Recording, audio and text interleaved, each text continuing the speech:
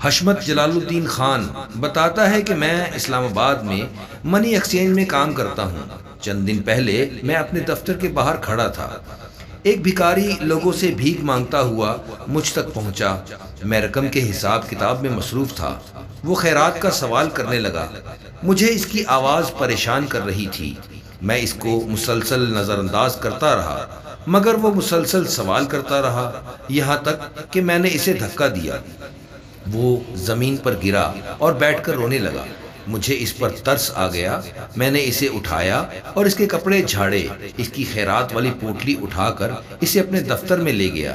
اسے عزت کے ساتھ کرسی پر بٹھایا، اپنے ملازم سے کہہ کر اس کو چائے پانی پلایا اور پھر 500 روپے اس کے ہاتھ پر رکھ دیے۔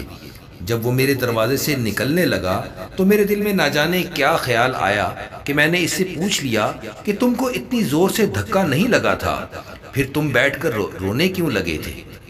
میری بات سن کر وہ بھکاری واپس پلٹا اور اسی کرسی پر براجمان ہو گیا جس پر پہلے اسے میں نے بٹھایا تھا، اور پھر اس نے واقعہ سنایا کہ میرا نام ابراہیم چانڈیو ہے۔ میں گھوٹکی شہر میں پراپرٹی کا کام کرتا تھا۔ میرے کئی پلاٹ اور گھر تھے۔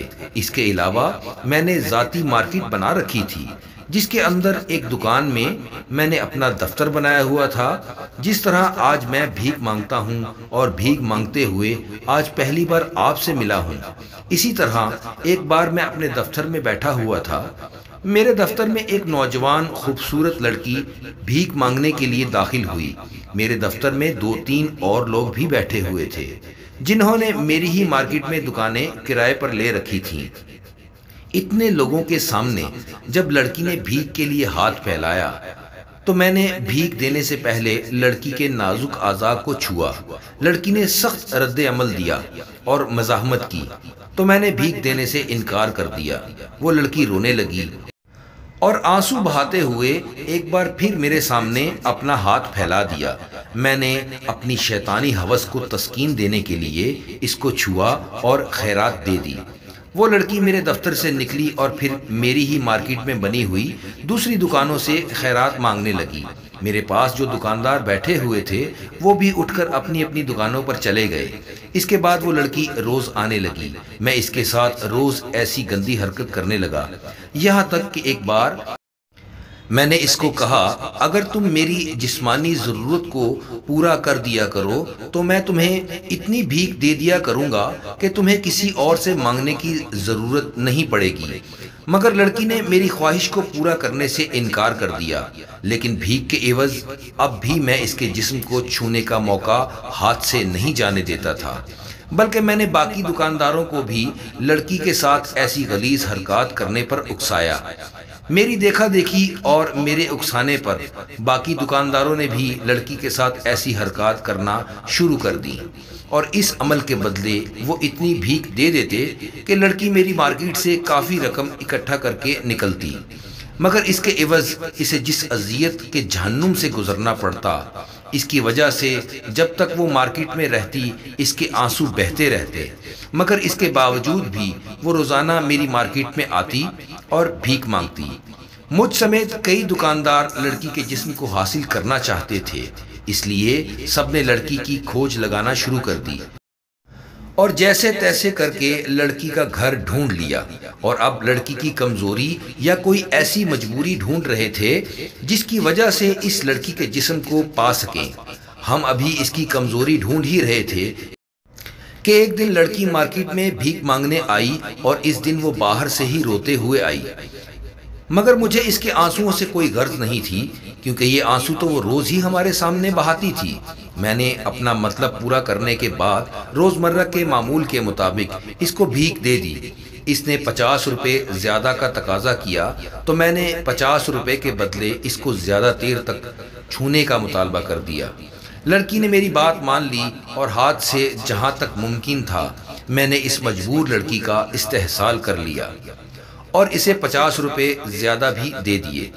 اسی طرح آج اس نے ہر دکاندار سے 50 روپے زیادہ بھی کا تقاضا کیا، اور ہر دکاندار نے بدلے میں زیادہ دیر تک اس لڑکی سے غلیظ حرکات کی۔ اس کو 50 روپے زیادہ دے دیے۔ اس دن کے بعد لڑکی مڑ کر ہماری مارکیٹ میں بھیک مانگنے نہ آئی۔ جب ایک ہفتہ مسلسل سے گزر گیا تو مجھ سمیت سب ہوس کے پجاریوں نے لڑکی کے نہ آنے کی وجہ جاننے کی کوشش شروع کر دی۔ جب وجہ معلوم کرنے کی خاطر لڑکی کے محلے میں پہنچے تو پتہ چلا کہ لڑکی جس دن آخری بار بھیک مانگ کر 50 روپیہ زیادہ لے کر گھر آئی تھی، اسی دن خودکشی کر گئی تھی۔ اور اس کے ساتھ ہی پتہ چلا کہ لڑکی کا ایک معذور بھائی تھا جو اسی دن فوت ہو گیا تھا۔ لڑکی نے جو 50 روپے سب لوگوں سے زائد مانگے تھے، ان پیسوں سے اس نے بھائی کا کفن خریدنا تھا۔ لڑکی نے وہ پیسے لا کر میت کو غسل دینے والے آدمی کو دیے اور ساتھ ہی بتایا کہ رات کا اس کا بھائی فوت ہو چکا ہے، ان پیسوں سے اس کے بھائی کا کفن خرید کر اس کے بھائی کو غسل دے کر دفن کرنے کا انتظام کر دیا جائے۔ اس آدمی نے وہ پیسے لڑکی سے پکڑے، ایک آدمی کو کہہ کر لڑکی کے بھائی کی موت کا اعلان کروایا اور خود کفن خریدنے کی خاطر بازار چلا گیا۔ اہل محلہ جب لڑکی کے بھائی کی موت کا سن کر اس کے گھر پہنچے تو دیکھا کہ لڑکی گلے میں پھندا ڈالے چھت کے ساتھ جھول رہی ہے۔ اس کی روح جسم سے پرواز کر چکی ہے، جبکہ ساتھ ہی اجلے بستر پر لڑکی کے معذور بھائی کی لاش پڑی ہے، جسے اپنے طور پر لڑکی نے غسل دے کر تیل اور پاؤڈر وغیرہ لگا کر بالوں کو کنگھی کر کے گھریلو حالات کی نسبت بہتر کپڑے پہنا کر لٹا رکھا ہے۔ لڑکی کے بھائی کی لاش اکڑ چکی تھی، جس سے پتہ چلتا ہے کہ لڑکی کا بھائی پہلے فوت ہو چکا ہے، اور لڑکی نے اپنے تائیں اسے غسل وغیرہ دے کر اس کے جسم کی صاف ستھرائی کر کے اسے لٹا دیا ہے اور پھر بھیک مانگنے کے لیے باہر مارکیٹ میں گئی۔ مارکیٹ میں داخل ہونے سے پہلے ہی لڑکی کی آنکھوں سے بہنے والے آنسو کی وجہ یقیناً اس کے گھر میں پڑی ہوئی اس کے معذور بھائی کی لاش تھی۔ یہی وجہ تھی کہ آج اس نے سب سے 50 روپے زیادہ مانگے تھے۔ اس کے عوض زیادہ دیر تک اسے شیطانی درندوں کی ہوس کا نشانہ بننا پڑا تھا۔ جب اندازے کے مطابق لڑکی نے اپنے اور اپنے بھائی کے کفن کے لیے پیسے جمع کر لیے تو وہ اپنے گھر واپس آ گئی۔ اس نے وہ سارے پیسے جا کر اس شخص کو دیے جو مردہ لوگوں کو غسل دیتا اور اسے بھائی کے کفن دفن کا انتظام کرنے کا کہا۔ اس کے بعد گھر آ کر وہ خود بھی پھندے سے جھول گئی، کیونکہ آج اس کے زندہ رہنے کا مقصد ختم ہو گیا تھا۔ وہ فقط اپنے اس معذور بھائی کی وجہ سے زندہ تھی، کیونکہ وہ جانتی تھی اس کی موت کے بعد اس مصروف دنیا میں کوئی انسان بھی اس کے بھائی کی خبر گیری نہیں کرے گا، اور اس کا بھائی بستر مرگ پر پڑا تڑپ کر بھوک اور پیاس سے مر جائے گا۔ لوگ اس کے بھائی کے لیے کفن و دفن کا انتظام بھی تب کریں گے جب اس کی لاش سے تعفن اٹھنے لگے گا۔ اپنے بھائی کا پیٹ بھرنے کی خاطر جس طرح کی اذیت کا سامنا کر کے وہ لڑکی بھیک لیتی تھی، یقیناً اس نے کئی بار اپنے بھائی کو اپنے ہاتھوں سے مارنے کا سوچا ہوگا تاکہ وہ دونوں بہن بھائی اس دنیا کے ظلم و ستم سے نجات پا جائیں۔ مگر بھائیوں میں تو بہنوں کی جان بستی ہے، پھر چاہے وہ گونگے بہرے، لولے لنگڑے، اپاہج یا معذور ہی کیوں نہ ہوں۔ بہنوں کے لیے اپنے بھائی کی جان لینا کہاں ممکن ہوتا ہے، اسی لیے وہ چپ چاپ ہماری درندگی سہ لیتی تھی اور گھر آنے سے پہلے اپنے آنسو پونچھ کر مسکراتی ہوئی داخل ہوتی ہوگی تاکہ اس کا بھائی اس پر بیتی قیامت اور ظلم کو نہ جان سکے، ورنہ کوئی بھی غیرت مند بھائی ایسا لقمہ پیٹ میں اتارنے سے بہتر بھوک سے مر جانا سمجھتا ہے جس لقمے کے بدلے اس کی بہن کو مجھ جیسے درندے نوچتے ہوں۔ آج اس کا بھائی اپنی موت آپ مر گیا ہوگا تو لڑکی کے زندہ رہنے کی وجہ اور مجبوری بھی مٹ گئی ہوگی، اسی لیے آج اس نے اپنے بھائی کے کفن دفن کا انتظام کرنے کے بعد خود کو بھی زندگی کی سزا سے نجات دلا دی ہوگی۔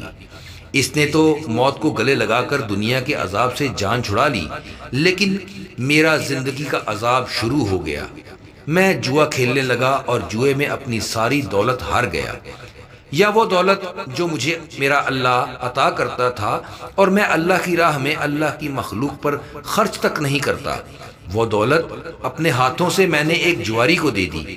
میرے بچے جو عیش و عشرت کی زندگی گزارنے کے عادی تھے، جب وہ فاقوں پر مجبور ہوئے تو انہوں نے مجھ سے قطع تعلق کر لیا، مجھے گھر سے باہر نکال دیا اور خود اپنی محنت مزدوری کرنے لگے۔ میں نے اپنی اولاد سے لاکھ منت سماجت کی کہ مجھے اپنے ساتھ رکھ لو، لیکن انہوں نے مجھے اضافی بوجھ قرار دے دیا۔ مجھے میرے ہی شہر میں کوئی شخص پہچاننے کے لیے تیار نہیں تھا۔ میں جس کے سامنے بھی بھیک کے لیے ہاتھ پھیلاتا تھا، وہ شخص میرے ماضی اور لڑکی پر بھی اس ظلم سے واقف تھا، اس لیے مجھے کوئی آدمی خیرات تک دینے کے لیے تیار نہ تھا۔ مجبوراً میں یہاں آ گیا۔ آج جب آپ کے سامنے میں نے ہاتھ پھیلایا اور آپ نے مجھے دھکا دیا تو مجھے میرا ماضی یاد آ گیا۔ میں سوچنے لگا کہ کبھی جب میرے سامنے کوئی ہاتھ پھیلاتا تھا تو اس کی مجبوری سے میں کس طرح فائدہ اٹھاتا تھا۔ مخلوق خدا پر کیے گئے ظلم کی وجہ سے آج میں خود خالق کی مخلوق کے سامنے ہاتھ پھیلانے پر مجبور ہوں۔ میری اللہ تعالیٰ سے دعا ہے کہ یہ نظام یہاں ہی رک جائے، کل کو کہیں میری جگہ پر آپ نہ کھڑے ہوں۔ حشمت جلال صاحب بتاتے ہیں کہ میں اس کی بات سن کر لرز گیا۔ اس نے اپنے رویے پر معافی مانگی اور ساتھ ہی اسے بتایا کہ اللہ تعالیٰ کی ذات غفور الرحیم ہے، اس کا رحم اور اس کی مغفرت اس کے غضب پر غالب ہے۔ میری دعا ہے کہ اللہ تعالیٰ تم کو معاف فرمائے، لیکن یاد رکھنا اگر میرے اختیار میں ہوتا تو میں تمہیں اس سے بھی بدتر حال میں کر دیتا۔ تم نے جو ظلم کیا ہے میں اس پر تمہیں کبھی معاف نہ کرتا۔ ساتھ ہی میں نے اس کی پوٹلی اٹھائی، اس کو عزت کے ساتھ دروازے تک چھوڑا اور کہا کہ کوشش کرنا آئندہ تم میرے سامنے نہ آؤ۔ تمہارے حصے کا صدقہ خیرات بھی سیکیورٹی گارڈ کو پکڑا دیا کروں گا، تم جب بھی آؤ گے وہ تمہیں دے دیا کرے گا، لیکن کوشش کرو ہر آدمی کو اپنی بات بتاؤ۔ طاقت دولت پر فخر کرتے ہوئے فرعون بنے یہ لوگ سمجھ سکیں کہ یہ دولت در حقیقت ان کی نہیں بلکہ اللہ تعالیٰ کی عطا ہے، اور یہی بہتر ہے کہ اس دولت کو مخلوق خدا پر لگایا جائے۔ معزز سامعین، امید کرتا ہوں کہ آج کا واقعہ آپ کو ضرور پسند آیا ہوگا۔ یہ سبق آموز واقعہ خود بھی سنیں اور اپنے دوستوں کے ساتھ شیئر بھی کریں۔ ویڈیو کو لائک اور شیئر کرتے جائیں، چینل کو سبسکرائب ضرور کیجیے گا۔ السلام علیکم۔